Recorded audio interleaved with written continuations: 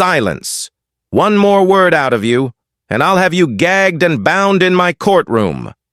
Judge Tobias Lennox roared, his face turning a shade of crimson that clashed with his black robes. He leaned over the bench, pointing a trembling finger at the woman in the orange jumpsuit. You are a menace to this city, a stain on this community, and I will not rest until you are buried under the jail. The woman, Raven Fox, didn't flinch. She didn't cry. She slowly leaned toward the microphone, the chains on her wrists rattling in the dead silence of the room. Her eyes locked onto his, cold and predatory.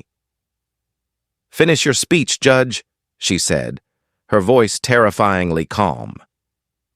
"Because you're going to need a very good lawyer when I'm done with you." The air in courtroom 4 was thick, recycled, and smelled faintly of floor wax and old fear. It was a smell Judge Tobias Lennox had come to love over the last 20 years. This was his kingdom, his theater, and his hunting ground. High above the floor, perched on his mahogany bench, Tobias felt the familiar rush of absolute power. Outside these walls, he was just a man, aging, divorced, and heavily leveraged in real estate debt. But in here, he was God. He adjusted his spectacles, glaring down at the docket in front of him. The morning had been a parade of petty thefts and drug possession charges, the kind of mundane misery that bored him to tears. He wanted a show. He needed a victim who would squirm. "Next case," Tobias barked, not bothering to look up from his paperwork. "The People vs. Raven Fox.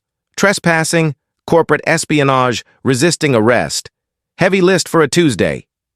The side door opened, and the bailiff led Raven Fox in. Tobias finally looked up, and his lip curled instinctively. He had already made up his mind about Raven before she even stepped across the threshold. In his eyes, she was a demographic, not a person.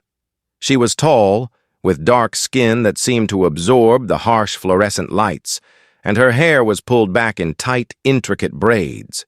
She wore the county orange jumpsuit, but unlike the other defendants who slumped their shoulders in shame or fear, she walked with a straight spine. Her chin was lifted high, her expression unreadable.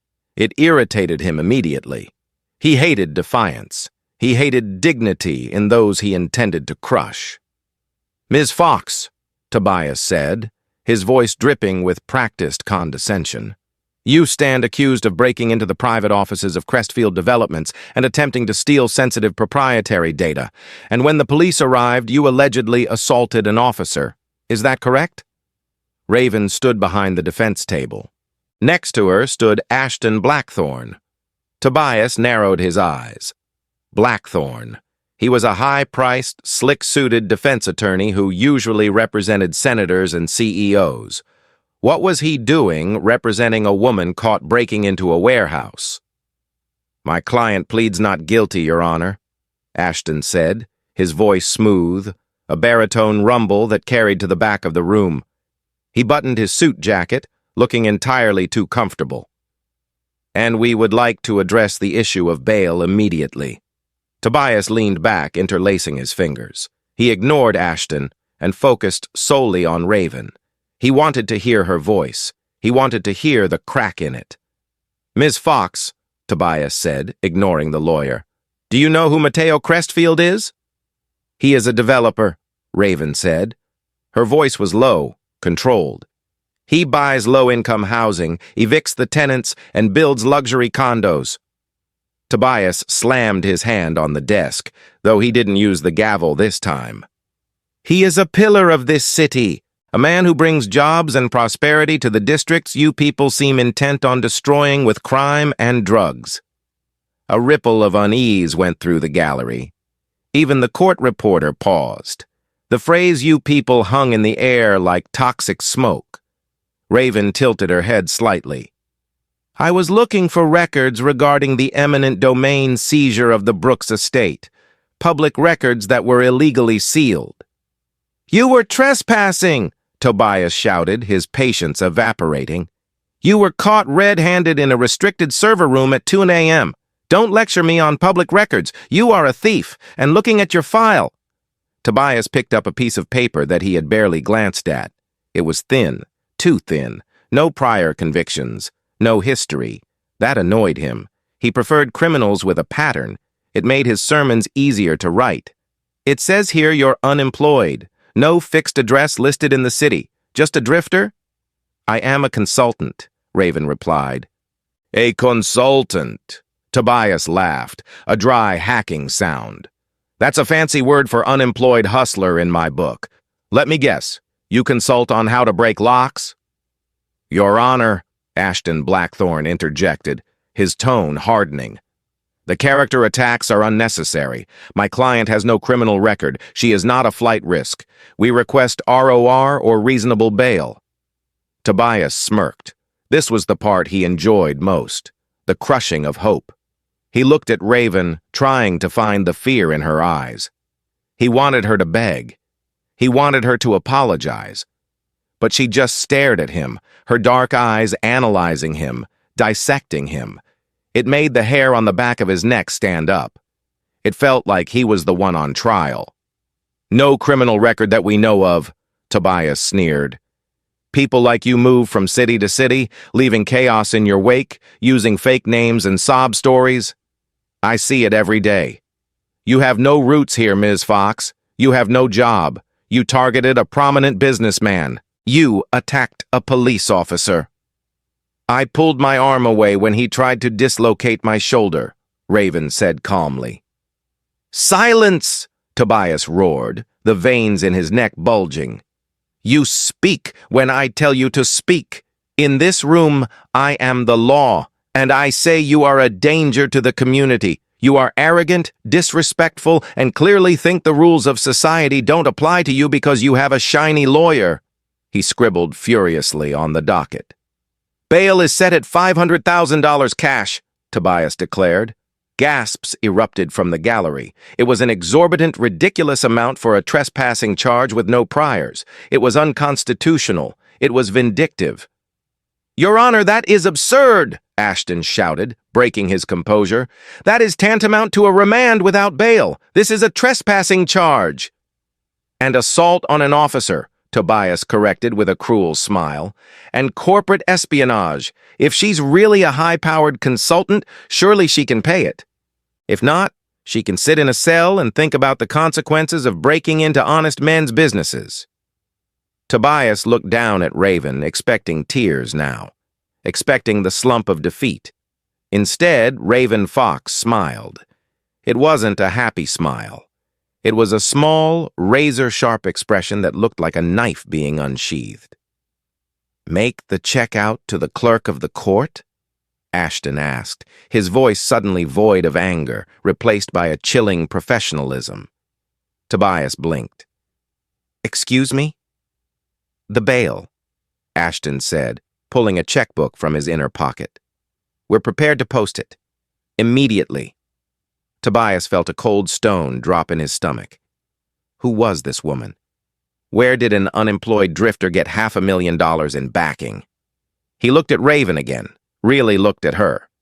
The orange jumpsuit suddenly didn't look like a uniform of shame, it looked like a costume she was tolerating. Court is in recess for lunch, Tobias snapped, banging the gavel so hard the handle cracked.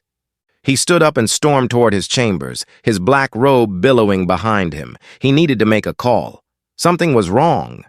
Mateo Crestfield did not like courtrooms. He preferred boardrooms, steakhouses, and the back seats of armored SUVs. He sat in the judge's chambers, a room lined with leather-bound books that Tobias Lennox had never read. Mateo checked his platinum watch, tapping his foot impatiently on the Persian rug. He was a handsome man in a predatory way, slicked back hair, a jawline that could cut glass, and a suit that cost more than most people's cars. He was the city's golden boy, the developer who was turning the historic, predominantly black neighborhoods of the South Side into glass and steel monstrosities for the tech elite. The door flew open, and Judge Lennox stormed in, throwing his robe onto the leather sofa. "Who is she, Mateo?" Tobias demanded, loosening his tie as he went for the decanter of whiskey on the sidebar. It was 11:30 a.m., but he didn't care. "Who is who?" Mateo asked, not rising from his chair. "The woman. Raven Fox, the one your security caught snooping around the server room." Tobias poured a glass and downed half of it. "I set bail at $500,000, trying to bury her. Her lawyer didn't even blink. He's posting it right now." Mateo frowned, the smooth mask of his face cracking slightly. "Blackthorn is posting it? Personally?" "I don't know if it's his money or hers, but she has access to resources. You told me she was a squatter, a nobody activist trying to save the community center." "She is," Mateo said, waving a hand dismissively, though his eyes betrayed a flicker of concern. "My guys said she was digging for the Brooks file. That's old news. We buried that years ago." "She knows something," Tobias said, sinking into his desk chair. "The way she looked at me. It wasn't fear, Mateo. It was assessment. Like she was reading a menu and I was the steak." Mateo stood up and walked to the window, looking out over the city he was slowly buying piece by piece. "Tobias, you're paranoid. She's probably backed by some NGO or a civil rights fund. They love throwing money at cases like this. It's theater.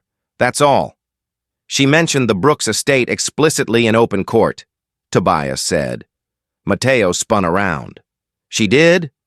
"Yes, on the record." Mateo cursed under his breath.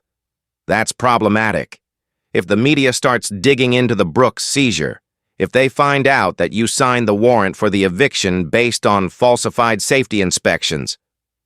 "Based on the reports you provided," Tobias hissed, pointing a finger at the developer. "Don't pin that on me. I followed the procedure. You brought me the documents saying the building was structurally unsound. And you signed them without sending an independent inspector because I paid off your gambling debts in Atlantic City," Mateo reminded him coldly.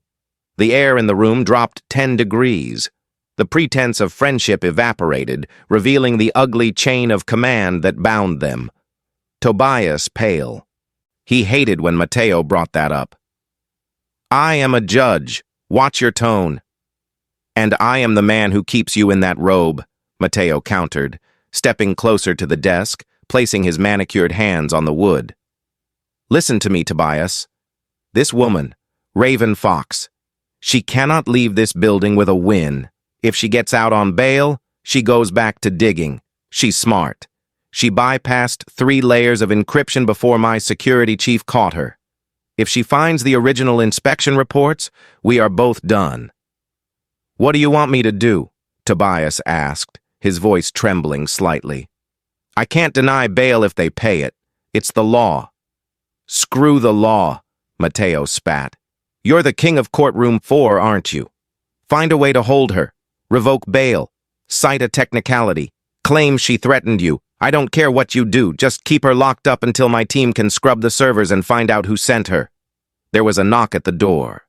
It opened a crack, revealing Lydia Holt, the court clerk. She was a young woman, barely 25, with glasses that slid down her nose and a perpetual look of anxiety. "Judge Lennox?" she squeaked. "What is it, Lydia?" Tobias barked. Mr. Blackthorn is filing a motion for immediate release. The funds have cleared. And there's someone else here. A witness regarding the character of the defendant." "A witness?" Tobias frowned. "Who?" "Naomi Brooks, sir." Tobias and Mateo exchanged a look of pure horror. Naomi Brooks was the elderly matriarch of the family they had evicted 3 years ago, the woman whose home was now the site of Mateo's newest luxury high-rise. She was supposed to be in a nursing home 3 counties away. "Send them away," Mateo whispered. I can't," Lydia stammered. "They've already filed the docket. If you refuse to hear it, it's a mistrial." Tobias took a deep breath, the whiskey burning in his stomach. He looked at Mateo. The developer's eyes were cold, hard flint. "Destroy her," the eyes said. "Or I destroy you." "Fine," Tobias said, buttoning his robe. "Bring them back in. I'll handle Naomi, and I'll handle Raven Fox." He stood up, trying to summon the arrogance that usually fueled him, but for the first time in years, the foundation felt shaky. He walked out of the chambers, leaving Mateo alone. Mateo waited until the door closed, then pulled out a burner phone. He dialed a number. "It's me," Mateo said. "We have a problem. The Fox woman is more than a burglar. I need you to run a deep background check, not the standard police database. Go deeper. Military, intelligence, foreign assets. Find out who she really is, and get a team ready. If the judge fails to keep her inside, we handle it on the street." The courtroom was fuller now.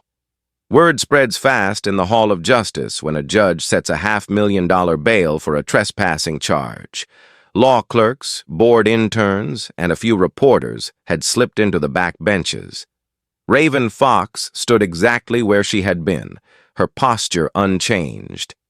Ashton Blackthorne was shuffling papers, looking bored. Tobias ascended the bench, his heart hammering against his ribs. He glared at the gallery until they quieted down. "We are back on the record," Tobias announced. "I understand the defense has posted bail. However, before I sign the release order, I understand there is a character witness?" "Yes, Your Honor," Ashton said. "The defense calls Naomi Brooks." The back doors opened, and an elderly woman in a wheelchair was pushed in by a young aide. Naomi Brooks looked frail, her white hair wispy, her hands trembling in her lap. But her eyes were sharp. They locked onto Judge Lennox with a hatred that was palpable. Tobias shifted in his seat. "Mr. Blackthorne, this is an arraignment, not a trial. Character witnesses are highly irregular at this stage. You made my client's character the central issue when you accused her of being a drifter and a menace," Ashton countered smoothly. "Mrs. Brooks is here to attest to Ms. Fox's ties to the community." Tobias grit his teeth. "Make it brief." Ashton walked over to the wheelchair. "Mrs. Brooks, do you know the defendant?" "I do," Naomi said, her voice raspy but amplified by the microphone. "Raven Fox has been helping me for 6 months, helping me find out why you took my house, Judge." Tobias slammed the gavel.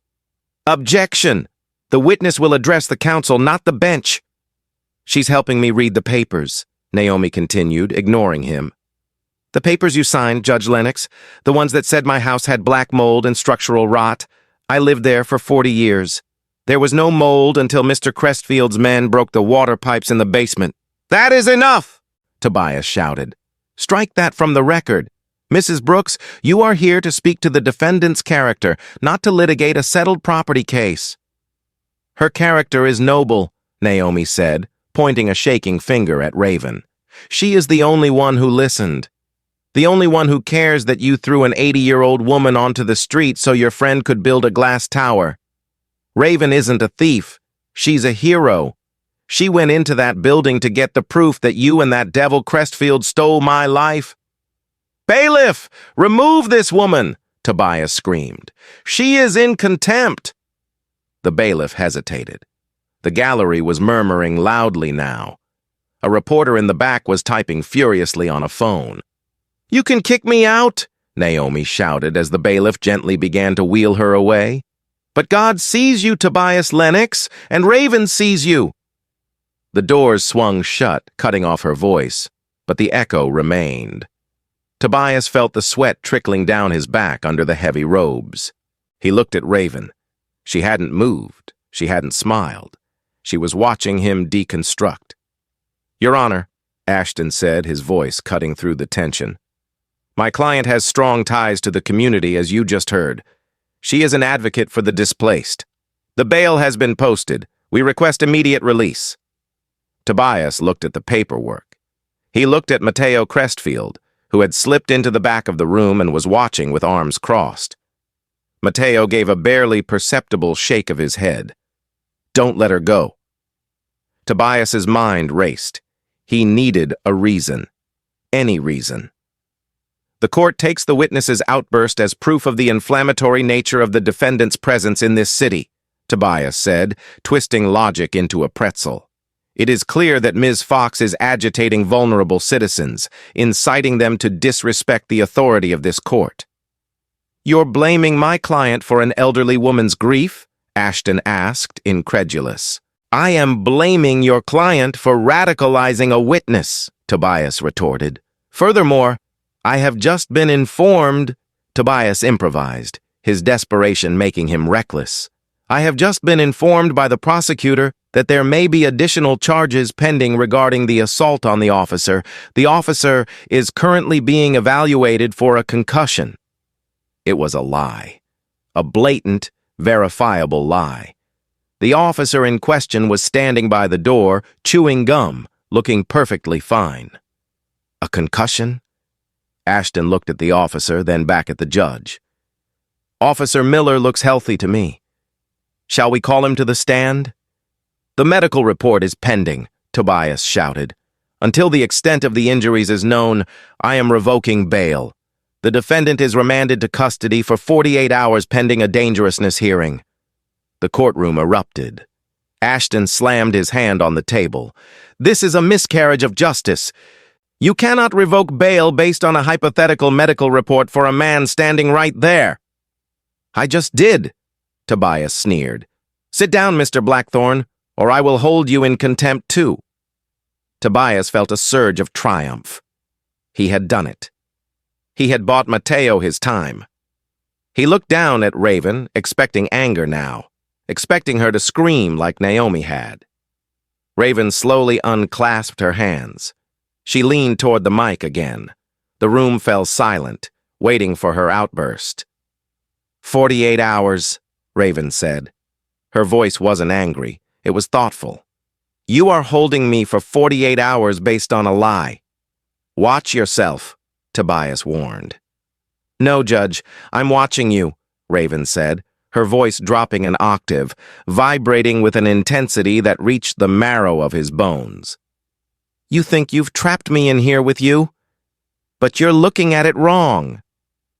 She smiled, and this time it reached her eyes. It was the smile of a wolf that had just realized the cage door was locked from the inside, trapping the hunter in with it.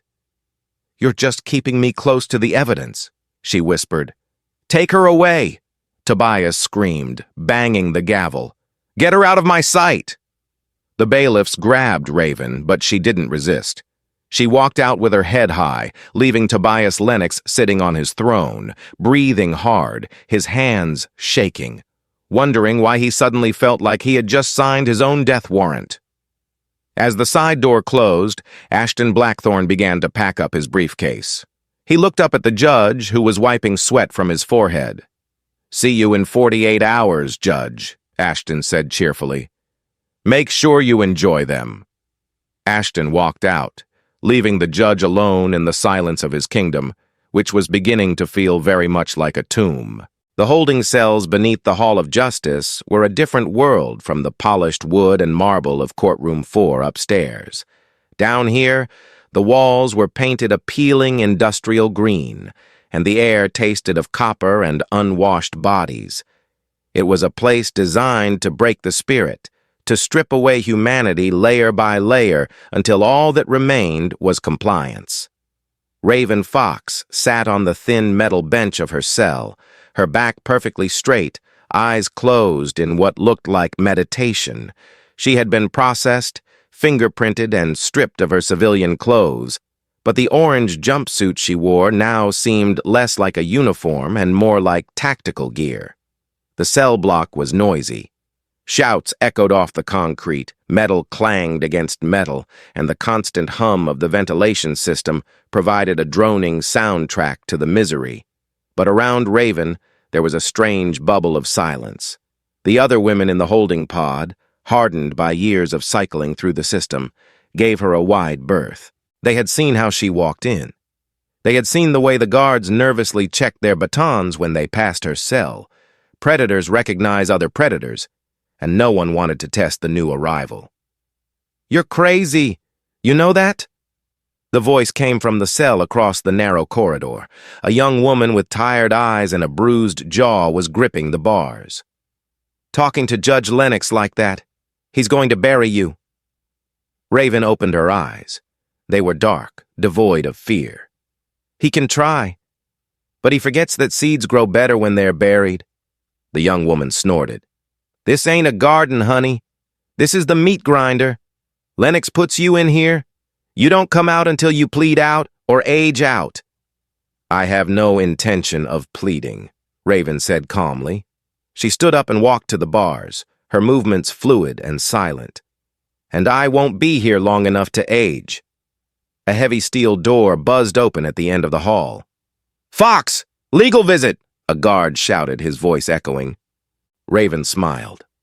Right on schedule. She was handcuffed and led to a small, windowless room divided by a plexiglass screen. Ashton Blackthorne was waiting on the other side, looking impeccable in his Italian suit, a stark contrast to the grime of the visitation room. He held a legal pad and a pen, but his eyes were scanning the room for bugs. They have audio in the corners, Ashton said, tapping the pen against the pad in a rhythmic pattern. But the feedback loop on the vent covers it if we keep our voices low. Raven sat down, leaning close to the glass. Did you get the layout? Ashton nodded, sliding a piece of paper against the glass. To a casual observer, it looked like a standard motion for dismissal, but Raven's eyes focused on the faint pencil lines drawn over the typed text. It was a schematic. The old archives are directly beneath the judge's chambers, Ashton murmured. When they renovated the courthouse in the 90s, they sealed off the Victorian-era service tunnels, but they didn't fill them in. The access point is in the laundry intake, 3 corridors down from your cell block. And the Brooks file? Box 404. Section D Crestfield's team scrubbed the digital records, just like we thought. But the original eviction warrants, the ones with the wet signatures and the falsified inspector stamps, are physical. They have to keep them by law for 20 years. They're down there, Raven, gathering dust. Raven studied the map, memorizing it instantly. Lennox remanded me to custody to keep me away from the server room. He doesn't realize he put me right next to the paper trail. He's scared, Ashton said, a grim satisfaction in his voice. I saw him at the bar across the street after the session. He was 3 scotches deep by noon. He's calling Crestfield every 10 minutes. Good. Fear makes people sloppy. Be careful, Raven. Ashton's voice dropped, losing its professional veneer. Crestfield knows you're not just a squatter now. He's going to make a move. You have 36 hours before the dangerousness hearing. If you're not in that courtroom with the evidence... I'll be there, Raven said. Did you bring it? Ashton reached into his briefcase and pulled out a thick legal binder. He slid it through the document slot. Discovery files. Lots of reading material to keep you busy. Raven took the binder. She didn't open it, but she could feel the slight ridge in the spine where a small, non-metallic lockpick and a micro SD card reader were embedded. Get Naomi ready, Raven said, standing up as the guard approached. When I come back up, I want the whole city watching. They will be, Ashton promised. I've leaked the transcript of today's arraignment to every major news outlet. Judge accuses black woman of being a menace, gets shut down. It's trending already. Raven smirked. Let's give them a finale they won't forget. Mateo Crestfield stood on the balcony of his penthouse, overlooking the glittering skyline of the city he essentially owned. The wind whipped at his silk shirt, but he didn't feel the cold. He felt the heat of rage. She's former kinetic intelligence, the voice on the speakerphone said. It was a distorted digital voice. Deep cover ops. Sub-Saharan Africa, Eastern Europe. Her file is mostly redacted black ink. She doesn't exist in the civilian database. Mateo gripped the railing until his knuckles turned white. So Lennox was right. She's not a drifter. She's a specialized dismantling asset, the voice continued. She goes into corrupt regimes, finds the leverage, and tears them down from the inside. Someone hired her, Crestfield. Someone with deep pockets who hates you. It's the Brooks woman, Mateo spat. Or the Community Coalition. It doesn't matter. She's in a cage now. I want her taken off the board. Inside a federal holding facility? That's expensive. I don't care about the price, Mateo snarled. Make it look like a jailhouse fight, a shanking, a suicide. I don't care. Just ensure that Raven Fox does not breathe the air in courtroom 4 on Thursday morning. Consider it done. The line went dead. Mateo looked out at the city. He sipped his wine, but it tasted like ash.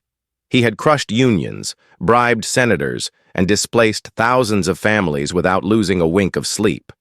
But the memory of Raven's eyes, cold, assessing, unafraid, made his hand tremble. Down in the holding block, the lights had dimmed to the low-wattage hum of night mode. The prisoners were locked down. The guards were in the control booth, eating takeout and watching sports, ignoring the monitors. Raven lay on her bunk, staring at the ceiling. She was waiting. She felt the shift in the air before she heard it. The electronic buzz of a cell door unlocking when it shouldn't. Not her door. The one 3 cells down. Heavy footsteps. Soft, rubber-soled shoes moving with purpose. Raven sat up, swinging her legs over the edge of the cot. She slipped the small, non-metallic shim she had extracted from the binder spine between her fingers. Her cell door clicked. It slid open 3 inches. A shadow slipped in. It was huge, a man dressed in a guard's uniform, but he moved like a street brawler. He held a baton in one hand and a shiv, a sharpened toothbrush handle, in the other. His face was obscured by the low light and a pulled-down cap. "Judge sends his regards," the man grunted, lunging forward. He was fast, but Raven was faster. She dropped to the floor, sweeping his legs. The man stumbled, crashing into the metal toilet. He roared, slashing the air with the shiv. Raven sidestepped, the blade missing her throat by a fraction of an inch. She grabbed his wrist, twisting it with a sickening crack. The man screamed, dropping the shiv. He swung the baton with his other hand, a wild, desperate haymaker. Raven caught the blow on her forearm. Pain exploded, but she ignored it, and drove her palm upward into his chin. The man's head snapped back. He staggered, dazed. Raven didn't finish him. Not yet. She grabbed him by the collar of his uniform and slammed him against the wall, her forearm pressing against his windpipe. "Who sent you?" she hissed, her face inches from his. "Go to hell," the man choked out. Raven applied pressure. "You're in a cell with a ghost, my friend. No one is watching. I can break every bone in your body before the guards finish their pizza. Name, now." The man's eyes bulged. He realized too late that he wasn't the hunter. He was the prey. "Crestfield," he gasped. "It was Crestfield. He called the shot." Raven released the pressure slightly. "And Lennox? Does the judge know?" Lennox is weak," the hitman wheezed. "Crestfield runs the show. He said you couldn't make the hearing." Raven smiled, cold and terrifying. "Wrong answer." She spun him around and slammed his head into the wall, knocking him unconscious. He slid to the floor, a heap of dark fabric. Raven quickly checked him. He had a key card on his belt, a universal master key for the block. She took it. She dragged the unconscious man onto her bunk and pulled the blanket over him, arranging it to look like a sleeping form. Then she stepped out of the open cell door. The corridor was empty. The cameras were looping. Crestfield's money had bought her a window of invisibility. "Time to go to work," she whispered. She moved silently down the hall toward the laundry intake. The cage wasn't keeping her in. It was keeping them out. The tunnels beneath the Hall of Justice were a labyrinth of steam pipes, dripping water, and shadows that stretched like fingers. It was hot, humid, and smelled of century-old dust. Raven moved through the darkness using a small pen light Ashton had hidden in the binder. She checked the schematic in her mind. Left at the junction, down the service ladder, through the boiler room. She was deep underground now, below the foundation of the modern city, in the guts of the old world. This was where the secrets were kept. She reached a heavy iron door marked Archives, authorized personnel only. The lock was an old rotary tumbler, rusted and stiff, Raven used the shim, feeling the pins click into place. 1, 2, 3. The door groaned open. The archive room was vast, filled with rows of metal shelving that stretched into the gloom. Boxes were stacked to the ceiling, labeled with dates and case numbers. It was a graveyard of legal history. Raven moved quickly. She didn't have much time. The loop on the cameras would reset in 20 minutes. If she wasn't back in her cell by then, the alarm would sound. Section D, Box 404. She scanned the shelves. 1990s, 2000s, 2010s. There, a cardboard box, slightly crushed at the corner, sitting on a bottom shelf. Estate Seizures, District 9. Raven pulled the box out, dust swirling in the beam of her light. She opened the lid. Inside were manila folders smelling of mildew. She flipped through them until she found it. Brooks, Naomi. Property ID 8940. She opened the file. Her heart hammered against her ribs. It was all there. The original structural engineer's report. It didn't say the building was condemned. It said the foundation was solid and the moisture levels were negligible. And stapled to the back was a handwritten note on Crestfield Development stationery. Tobias, this report is useless. I need a condemnation order by Friday. Get rid of this and sign the attached waiver. I'll handle the inspector. M, and below it, the waiver. Signed in shaky blue ink. Tobias Lennox, presiding judge. Got you, Raven whispered. She pulled a miniature camera from the hollowed-out heel of her boot, another gift from her consulting days. She photographed every page, the flash hidden by her body. Then she took the original note and the real report, folded them carefully, and placed them inside the lining of her jumpsuit. She put the file back, closed the box, and shoved it back onto the shelf. A sound echoed from the tunnel entrance, a metallic clang. Voices. I'm telling you, I saw a light down here. It's just the rats, Miller. Come on, let's finish the sweep. Guards. They were patrolling the perimeter. Raven killed her light. She melted into the shadows behind a stack of divorce records from the 70s. The beam of a flashlight cut through the darkness, sweeping over the rows of boxes. The footsteps got closer, heavy boots on concrete. Raven controlled her breathing. She calculated the distance. If they came down this aisle, she would have to engage. And assaulting a guard in the archives would ruin the plan. She needed to be in court, not in solitary. The flashlight beam danced over the box she had just touched. Nothing here, one guard muttered. Place gives me the creeps. Yeah. Let's head back up. The game's almost over. They turned and walked away. Raven waited a full minute until the sound of the door latching echoed through the tunnel. Then she moved. She sprinted back through the labyrinth, her lungs burning, the adrenaline sharpening her senses. She climbed the ladder, shimmied through the laundry chute, and dropped back into the service corridor of the cell block. She crept back to her cell. The hitman was still unconscious on her bunk, groaning softly. She dragged him off the bed and shoved him out into the hallway, leaving him slumped against the opposite wall. Then she slid back into her cell and pulled the door shut until it clicked, engaging the lock just as the electronic buzz signaled the end of the camera loop. Raven lay down on the cot, her chest heaving silently. She felt the papers crinkle against her skin. It was the weight of justice. The morning sun began to bleed through the tiny barred window high above. 2 hours later, the main light slammed on. "Wake up, ladies!" a guard shouted, banging a baton on the bars. "Breakfast chow!" He stopped in front of Raven's cell.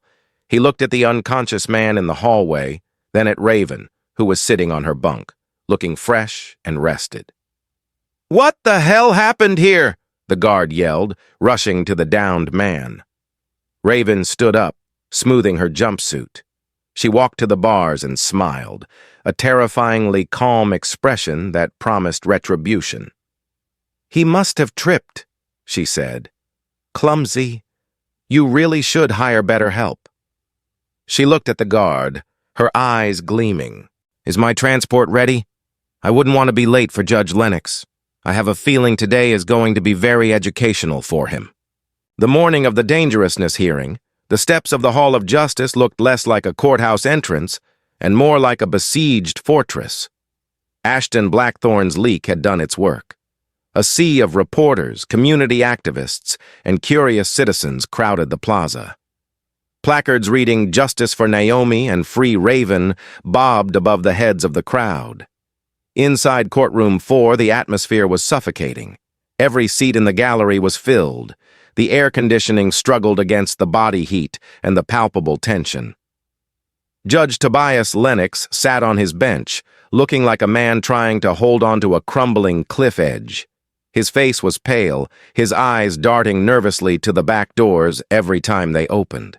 He had not heard from Mateo Crestfield since the previous night. The problem was supposed to have been handled. Raven Fox was supposed to be in the infirmary or the morgue, anywhere but his courtroom. Mateo Crestfield sat in the front row of the gallery, directly behind the prosecutor's table. He wore sunglasses despite the dim lighting, his jaw set in a hard line. He, too, was waiting for confirmation. The silence from his hitman was deafening. "All rise!" the bailiff bellowed. The side door to the holding cells opened. Tobias held his breath, expecting to see a lawyer with a somber face announcing a medical emergency. Instead, Raven Fox walked in. A collective gasp went through the room. She looked impeccable. The orange jumpsuit had been pressed. Her hair was perfect. She walked with the predatory grace of a panther entering a clearing, her eyes locking instantly onto Tobias Lennox. There was no fear in her gaze, only a terrifying promise. She took her seat next to Ashton Blackthorne, who gave the judge a small, polite nod that felt like a slap. "Be seated," Tobias croaked. He cleared his throat, trying to regain his command. "This is the resumption of the dangerousness hearing for Raven Fox." "Ready, Your Honor," Ashton said cheerfully. Tobias looked at Mateo. The developer had removed his sunglasses, his face a mask of shock. He pulled out his phone, frantically typing a message under the bench. "Mr. Blackthorne," Tobias said, his voice shaking slightly, "you have filed a motion to dismiss." "I have, Your Honor, along with a motion to introduce new evidence regarding the credibility of the arresting officers and the complaining witnesses." "This is a bail hearing," Tobias snapped, falling back into his old rhythm of aggression to hide his fear. "We are here to determine if your client is a danger to the community. Evidence regarding the merits of the case is for trial." "The danger to the community," Raven spoke up. Her voice was calm, amplified by the hush of the room. "Is the question at hand, but I believe the court is confused about who the danger is." "Ms. Fox, address the bench through your counsel," Tobias shouted. "I am addressing the bench directly," Raven said, standing up. The chains on her ankles rattled, a stark reminder of her status, but she wore them like jewelry. "Because my counsel didn't break into the archives last night. I did." The room went dead silent. Even the court reporter stopped typing. Tobias froze. "Excuse me?" "The archives," Raven repeated, her voice steady. "Beneath this building, where you keep the secrets you think are buried." "Objection!" The prosecutor jumped up, looking confused. "The defendant is admitting to another crime on the record?" "I'm admitting to uncovering a crime," Raven corrected. She reached into the front of her jumpsuit. "Bailiff, stop her!" Tobias screamed, standing up, his gavel raised like a weapon. "She has a weapon!" The bailiffs lunged forward, hands on their holsters. But Raven didn't pull out a gun. She pulled out a folded sheaf of papers. She slammed them onto the defense table. "It's not a weapon, Judge," Raven said, her voice cutting through the panic. "It's a structural engineering report, dated 3 years ago, regarding the Brooks estate." Mateo Crestfield stood up in the gallery. "This is a farce. I want this woman removed immediately." "Sit down, Mr. Crestfield," Ashton Blackthorne roared, turning to face the gallery. The sheer volume of his voice shocked everyone. "Unless you want to be subpoenaed right now?" Raven looked at the cameras in the back of the room. She knew they were live. 3 years ago, Raven said, turning back to the judge, "you signed a condemnation order claiming the foundation of Naomi Brooks's building was rotted. You evicted 40 families. You handed the land to Crestfield Development for pennies on the dollar." "That order was based on city inspection," Tobias stammered, sweat pouring down his face. "This is irrelevant." "Is it?" Raven picked up the papers. "Because I have the original report here. The one you tried to destroy. It says the building was perfect. It says the rot was cosmetic damage caused by a water main break, a break that was traced back to a Crestfield construction crew."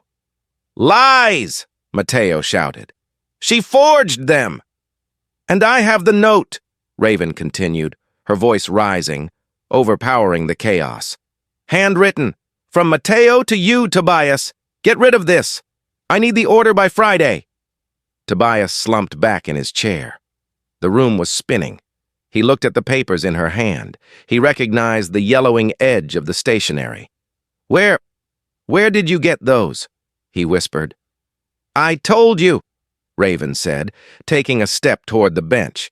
The bailiffs were frozen, unsure of what to do. The moral authority in the room had shifted entirely. "I went into the belly of the beast, and I found the rot. But it wasn't in the building, Judge. It was in you." The chaos in the courtroom was absolute. Reporters were shouting into their phones. The prosecutor was frantically flipping through his files, realizing he had been handed a radioactive case.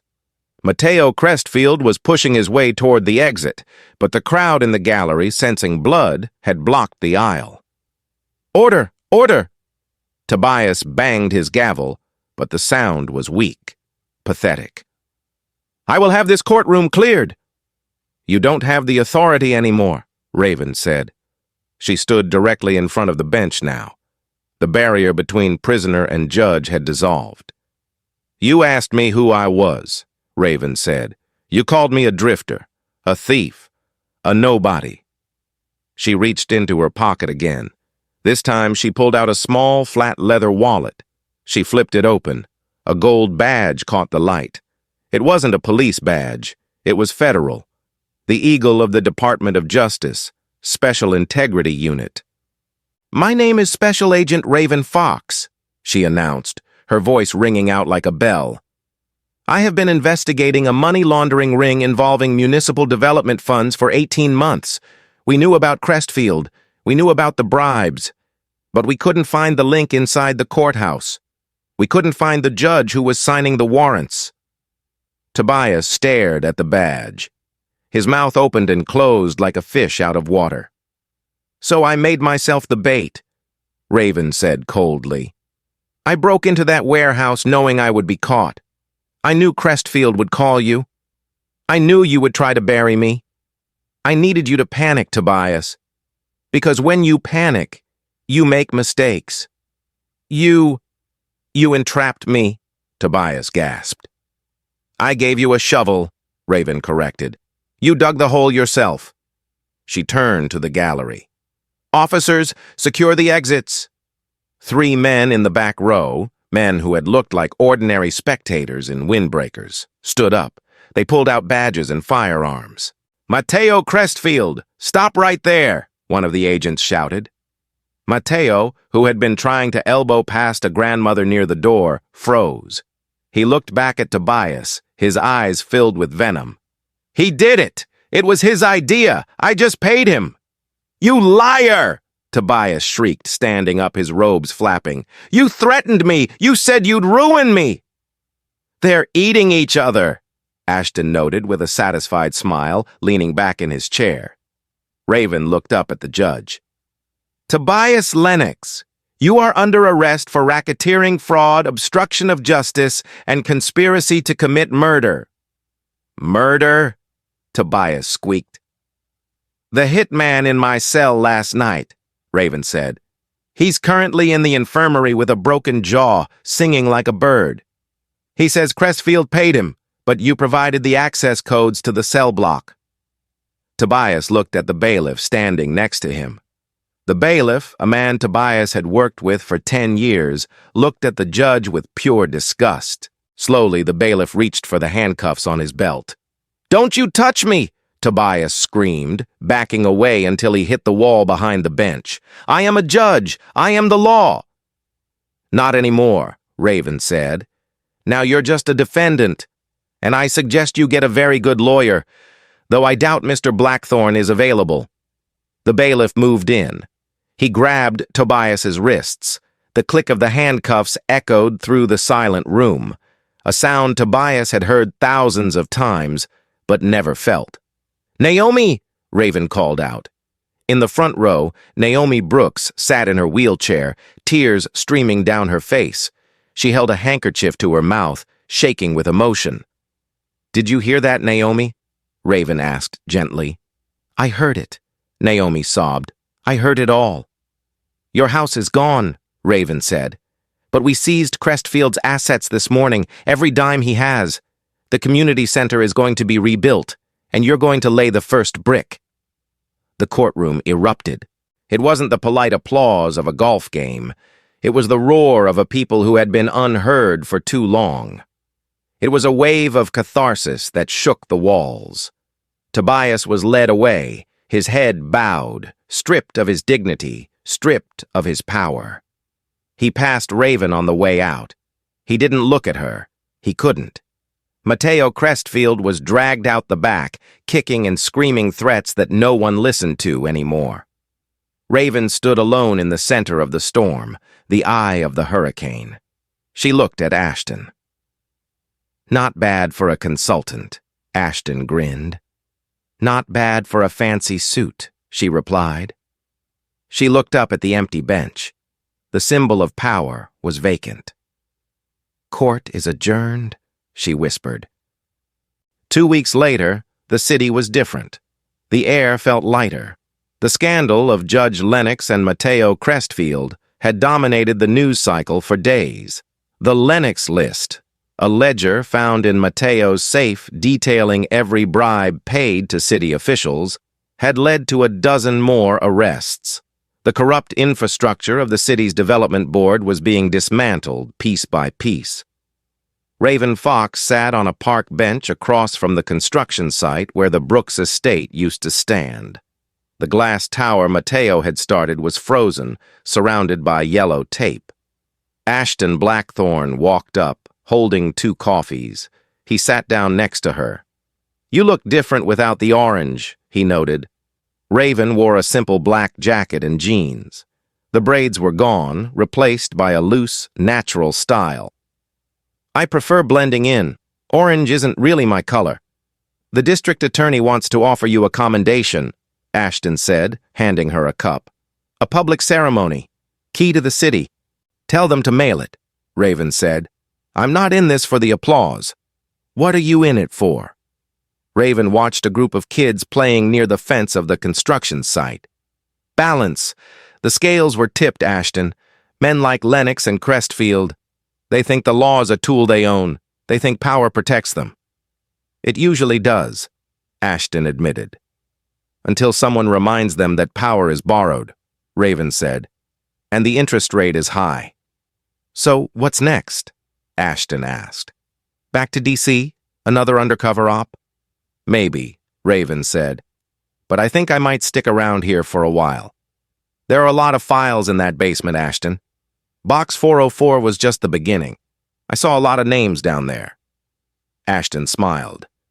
"You know, my firm is looking for a new investigator, someone with specific talents." Raven sipped her coffee. "I'm expensive. I think we can work something out." A black SUV pulled up to the curb. Naomi Brooks was in the passenger seat. She rolled down the window. She looked younger, lighter. "Raven!" she called out. "We're going to the council meeting. They're voting on the new housing project. Are you coming?" Raven stood up. She looked at the empty construction site, then at the elderly woman who had started a revolution just by refusing to be silent. "Yeah," Raven said. "I'm coming." She turned to Ashton. "Keep the job open." I might need the billable hours. Ashton watched her walk away, toward the car, toward the fight. He realized he had never met anyone quite like her. She wasn't just a lawyer or an agent or a spy. She was a force of nature. The wind picked up, blowing a stray newspaper across the grass. The headline read, "Judge Lennox denied bail. Flight risk, says new judge." Ashton laughed. Karma indeed was a heavy gavel. The story of Raven Fox serves as a stark reminder that authority without integrity is merely tyranny. Tobias Lennox believed his robe made him invincible, that his position placed him above the very laws he enforced. He mistook silence for submission and patience for weakness. But justice, true justice, does not reside in a mahogany bench or a gavel. It resides in the courage of those willing to stand up when the odds are stacked against them. Raven didn't just defeat a corrupt judge. She dismantled a system of oppression by using its own weight against it. She proved that no matter how high the tower, it can be toppled if the foundation is rotten. And that is how the hunter became the hunted. What do you think? Was the punishment for Judge Lennox enough? Or did he deserve even worse? Let me know in the comments below. I read every single one. If you enjoyed this story of justice served cold, please smash that like button. It really helps the channel grow and lets me know you want more stories like this. Don't forget to subscribe and hit the notification bell so you never miss a new episode. We have a new story coming next week about a billionaire who tried to buy a small town and regretted it instantly. Until then, remember, the truth always leaves a trail. Thanks for watching.